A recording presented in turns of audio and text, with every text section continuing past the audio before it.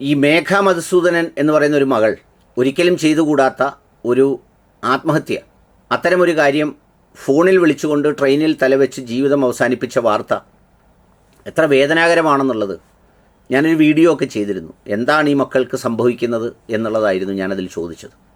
സത്യം പറഞ്ഞാൽ ആ വാർത്ത വന്നത് മുതൽ മനസ്സിലാകെ ഉണ്ടായിരുന്നൊരാശങ്കയായിരുന്നു, ഈ ചെക്കൻ മലപ്പുറംകാരനാണ് എന്ന് പറഞ്ഞുകൊണ്ടിരിക്കുമ്പോൾ അതിൻ്റെ മറുഭാഗം എന്തായിരിക്കുമെന്ന്.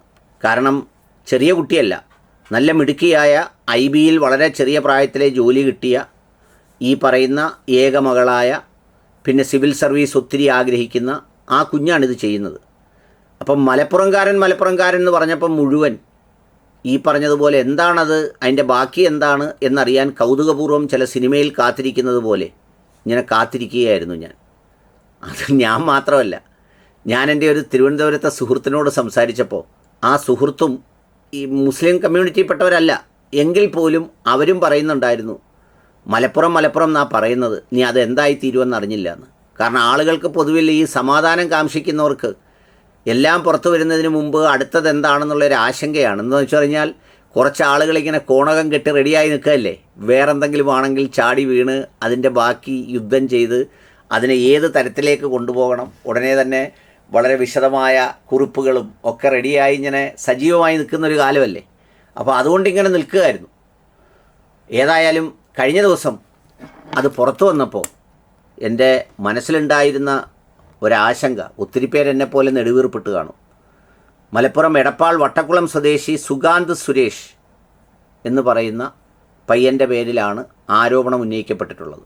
ഈ മരണപ്പെട്ടു പോയ കുട്ടിയുടെ അച്ഛൻ പറയുന്നത് 8 മാസമായി കിട്ടുന്ന ശമ്പളം മുഴുവൻ ഇയാൾ തട്ടിയെടുക്കുകയായിരുന്നുവെന്നും ബാക്കി 861 രൂപ മാത്രമായിരുന്നു പുള്ളിയുടെ കയ്യിൽ ഉണ്ടായിരുന്നതെന്നും ഒക്കെയാണ് പറയുന്നത്. ആരോപണങ്ങളാണ്, എനിക്കറിയില്ല. പക്ഷേ ഏതായാലും IB ഉദ്യോഗസ്ഥരാണ് രണ്ടുപേരും. അപ്പോൾ ഇങ്ങനെയായി, ഇനി അതിൻ്റെ ബാക്കിയുള്ള അന്വേഷണം നടക്കുമായിരിക്കും, ഇത് ശരിയാണോ എന്നറിയുമായിരിക്കും. അതിൽ 2 പോയിൻ്റ് കൂടി എനിക്ക് പറയാനുള്ളത്, ഒന്ന് ഞാൻ നേരത്തെ പറഞ്ഞ ആശ്വാസമാണ്. എന്ന് പറഞ്ഞു കഴിഞ്ഞാൽ ഈ പറഞ്ഞതുപോലെ വേറൊരു അപകടത്തിലേക്ക് പോകാത്ത വിധം ഇതിങ്ങനെ ഒരു ദുരന്തമായി അവസാനിച്ചുവല്ലോ എന്ന് പറയുന്ന ഒരാശ്വാസം.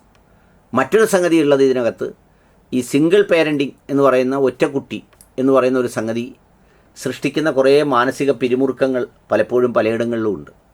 ഇനി ഈ സമയം കഴിഞ്ഞു പോയവരോട് പറഞ്ഞിട്ട് കാര്യമില്ല.